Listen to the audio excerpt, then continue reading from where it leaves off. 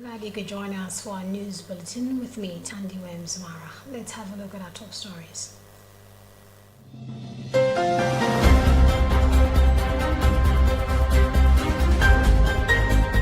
Pope Francis's June prayer intention emphasizes on abolition of torture. Zimbabwe's President Emerson Mnangagwa arrives in the country for his 3-day visit. Court adjourns a Greco fuel fraud case to July. And in international news, Sudan Army withdraws from truce talks. We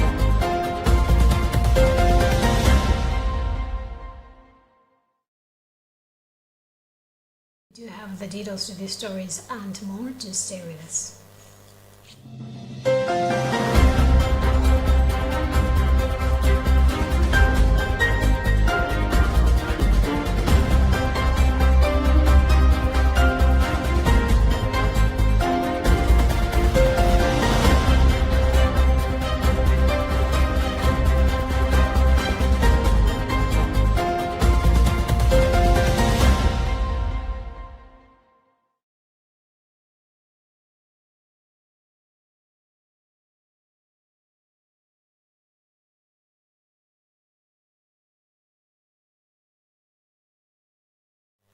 Pope Francis has asked the Catholic faithful to practice the act of love and abolish torture in all its forms throughout the world during this monthly prayer intention for June.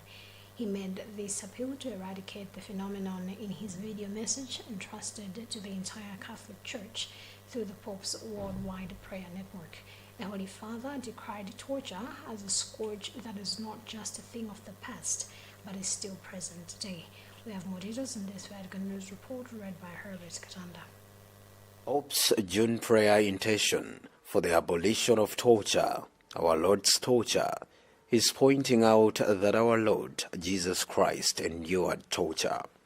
The Pope urged the international community to commit itself concretely to eradicating this source of suffering. The Pope questioned how possible it is that the human capacity for cruelty is so great. He observed that there are extremely violent forms of torture, including sophisticated ones, such as degrading someone, dulling the senses, or mass detentions in conditions of inhuman, that they take away the dignity of the person. The Pope then asked the faithful to stop the horror of torture, as it is essential to put the dignity of people above all else. Otherwise, the Pope warned that the victims are not persons, they are things, and can be mistreated mercilessly, causing death or permanent psychological and physical harm lasting a lifetime. The Pope also insisted that the international community guarantee support to victims and their families.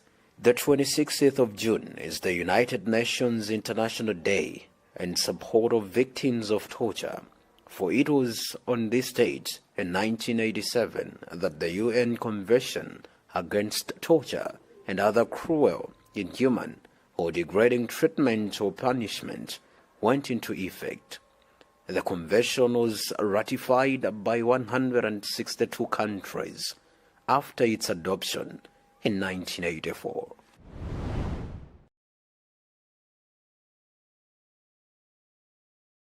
The Episcopal Conference of Malawi, ECM, has announced that the Sub-Region Conference of Catholic Bishops from Malawi, Zambia, and Zimbabwe has been pushed to 2024 instead of July this year. ECM Secretary General Father Alfred Chaima has told Luntha Tv that the bishops want to give room for recovery of some Catholics who have been hit by the tropical cyclone Freddy in the southern region. However, Father Chaima said this will not put preparations on hold as they plan to have a successful event come July 2024. Initially, the conference was scheduled to take place in Malawi from the 17th to the 21st of July this year. Brendan Wanza caught up with Father Chaima.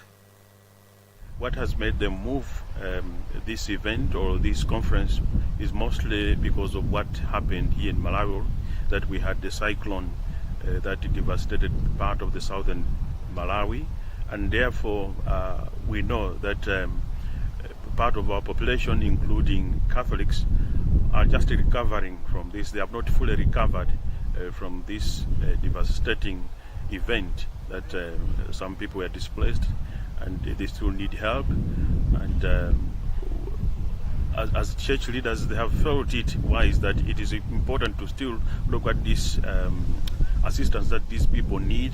So they thought it is proper that they should now move it forward. They should move it to 2024, but around the same time, around July. But what will happen is, as a committee and every stakeholder involved in the preparations, we will carry on, because it's just 1 year from the day that we were supposed to have this conference. So we still need to continue the preparations. This is why our meetings and the plans that we have will still continue, so that the logistics that are needed are properly done.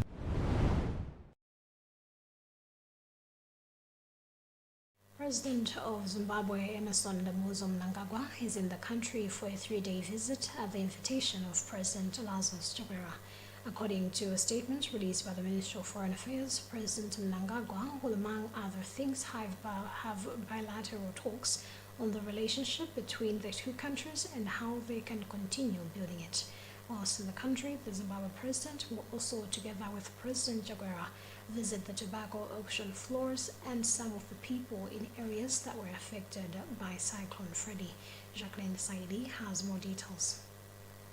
The statement, which was released ahead of President Mnangagwa's arrival, stated that during the visit, he will hold talks with Chakwera, meet Zimbabwean residents in Malawi, visit on persons and their private property.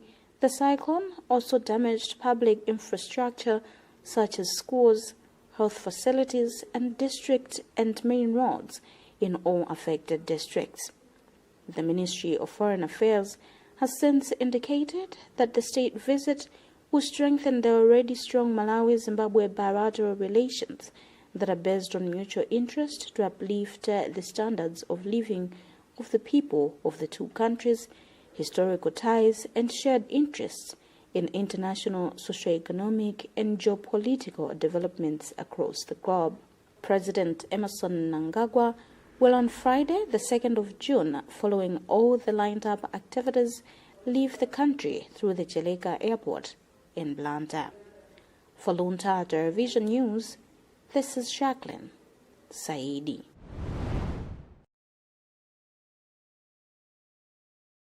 The Chief Resident Magistrate Court in Nineveh has today adjourned to the 3rd of July this year a case involving 9 people who are being accused of stealing fuel at Agrico Limited Company meant for generators, which is contrary to Section 278 of the Penal Code.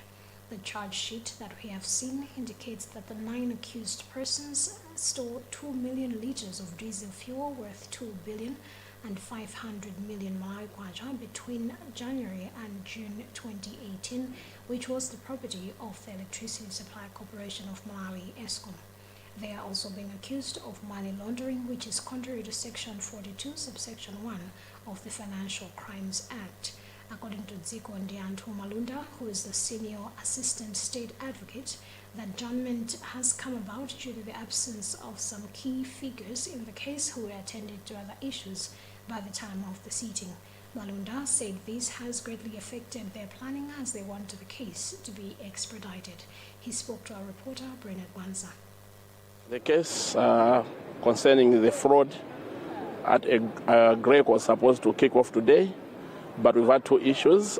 Firstly, Counsel Gift Katundu, who is representing a number of accused persons, is busy at the High Court, where there is an ACB matter involving Honorable Nchacha and others. So he only excused himself from the case this morning. And another accused person, Mr. Mhango, apparently his lawyer did not communicate in good time about the case, so he ended up traveling to Beira because he's a truck driver. So we explained this to the Honorable Court, and it was their view that mainly in the absence of an accused person, it would be difficult that a criminal trial would proceed. Otherwise, on the part of the state, we are ready to proceed. Everything is in order. The witnesses were here, but the court rightly thought that it is difficult to proceed in the absence of an accused person. Going forward, the matter will now come for hearing on the 3rd of July 2023.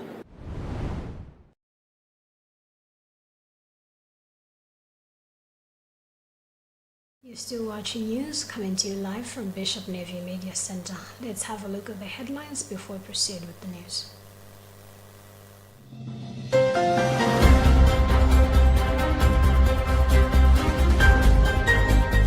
Pope Francis's June prayer intention emphasizes on abolition of torture. Zimbabwe's President Emmerson Mnangagwa arrives in the country for his 3-day visit. Court adjourns Agrico fuel fraud case to July. Community Affairs Committee of Parliament early today when she further reviewed the company's commitment to corporate social responsibility projects with emphasis on sustainability. Robert Edward was there and he reports. The beverages brewer told the committee that there is an identified market in Zambia and other 4 SADC countries and Kenya from the eastern region, but the process to satisfy the demand is facing importation certification issues from those particular countries. Human Resources and Corporate Affairs Director Gloria Zimba said for Zambia market, there is a process of identifying a distributor to satisfy the market, but interested distributors in other countries are facing the challenge of certification, hence the need for Malawi embassies in those particular countries to assist. Quite a big interest, and one country in East Africa, Kenya. There's a big interest, the market is readily available. There are Malawians in diaspora who are willing to be distributors, but the problem is sometimes the registration processes are too long. And they demand so many things, and some people are giving up along the way. So we've been working with the Ministry of Trade, especially the MITC, to engage the embassies in those countries to see if they can help us to negotiate with those countries, to look at these processes, if they could be eased a little bit. We know Malawi is into so many trade agreements that have been signed. And our belief was that the signing of those trade agreements should benefit us as well. Chairperson of Parliamentary Committee on Social and Community Affairs, Saveo Kafafa, asked the company to consider early childhood development and education in general, especially schools of children with disabilities, during its corporate social responsibility projects. The committee further commended the company for designating a specific office to corporate social responsibility. For Luntha, this is Robert Edward.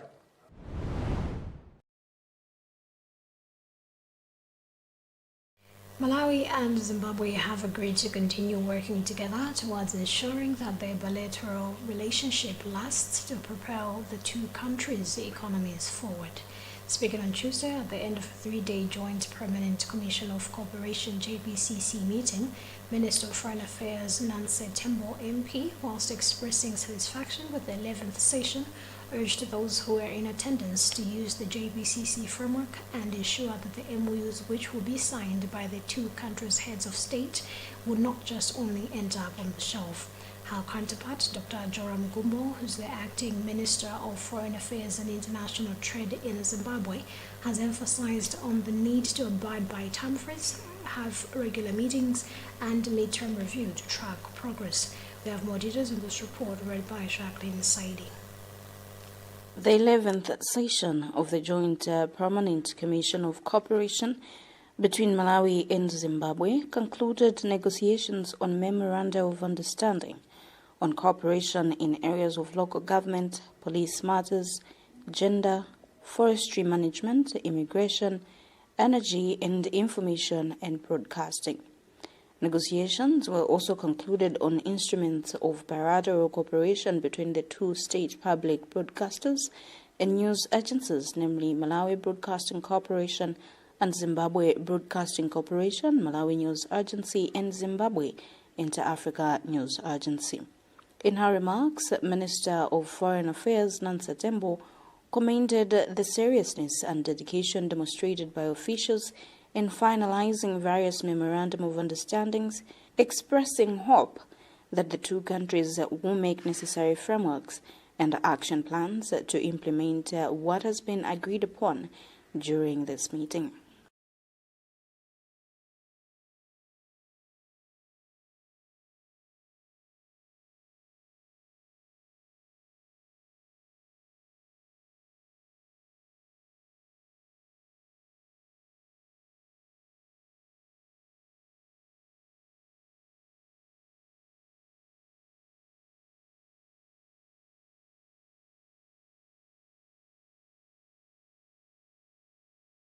Concurring with Tembo, Zimbabwe Acting Minister of Foreign Affairs and International Trade, Dr. Joram Gumbo, pointed out that the steady progress in the implementation of MOUs made in the last JPCC meeting is not expected this time around. According to Gumbo, having a result-oriented approach and practical timeframes will enable the two countries to make mileage and deriving benefits out of these engagements for sustainable socio-economic growth that will benefit citizens of the two nations.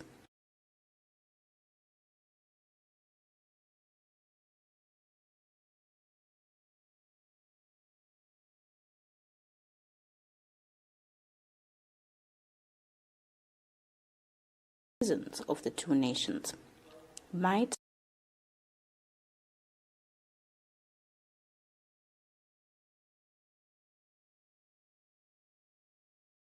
The 11th JPCC ran for 3 days, with cluster meetings categorized as diplomatic, defense and security cluster, economic cluster, and social and humanitarian cluster, and memoranda of understanding will be signed by the heads of state of the two nations.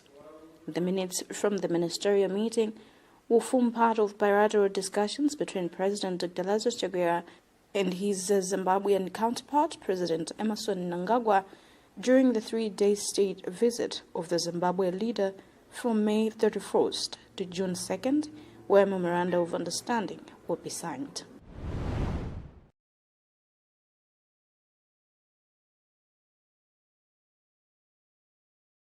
Jacqueline Saidi reading that report.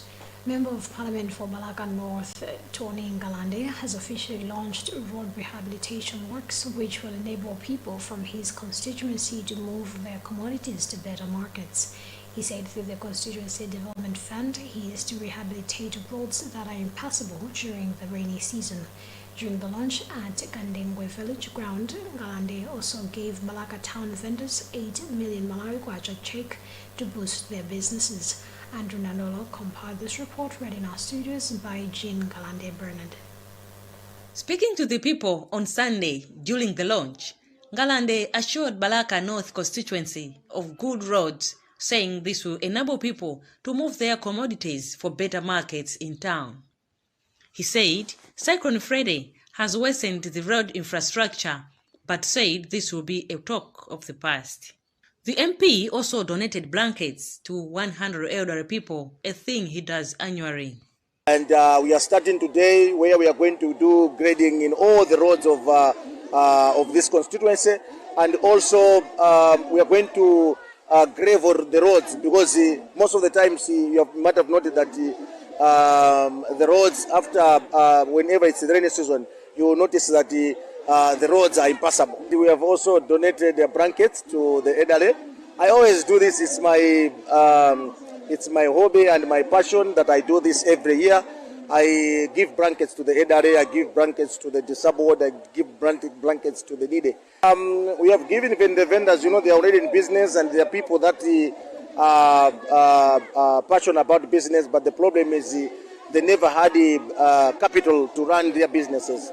So after a thorough scrutiny into our guidelines, we saw that we can help our youth, we can help our women, to venture into different businesses or to boost their already existing businesses. One of the vendors, Geoffrey Mpinga, who received the check on behalf of the vendors, thanked Ngarande for the timely response.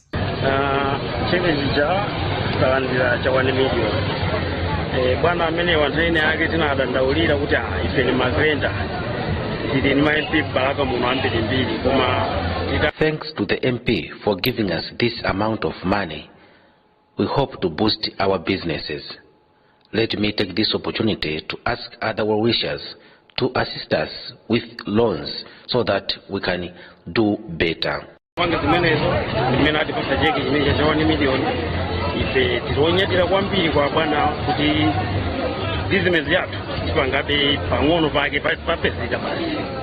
In her remarks, a 75-years-old Margaret Nsamala of Kandengwe village, who received the blanket, also thanked Ngarande, saying she had nothing to keep her warm this winter.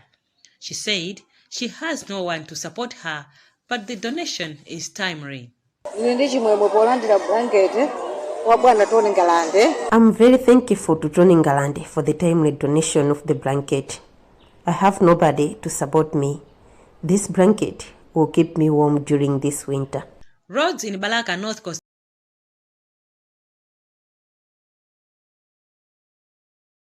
Now, in other news, Sudanese officials say the army has suspended the ceasefire talks with the paramilitary rapid support forces, accusing the group of repeatedly violating previous truce agreements. The army took the decision because the rebels have never implemented a single one of the provisions of a short-term ceasefire, which required their withdrawal from hospitals and residential buildings, and have repeatedly violated the truce. We have more details in this BBC report read by Herbert Kadanda. A Sudanese diplomatic source also reviewed about the army's withdrawal from the fragile ceasefire talks, which are aimed at enabling humanitarian access. Both the army and the RSF have not publicly commented on the said withdrawal. On Monday, mediators from the United States and Saudi Arabia said the army and the RSF had agreed to extend the humanitarian ceasefire by 5 days. However, fighting continued in several parts of Sudan, including the capital Khartoum, where the RSF said its positions had come under attack. The army said it had repelled an RSF attack on the central city of El Obeid.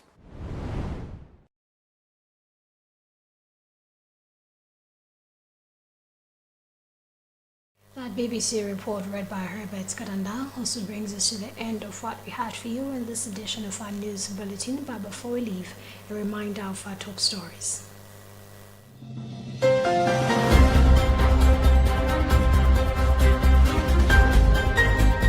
Pope Francis's June prayer intention emphasizes on abolition of torture. Zimbabwe's President Emerson Mnangagwa arrives in the country for his 3-day visit. Court adjourns agricultural fuel fraud case to July. And in international news, Sudan Army withdraws from truce talks.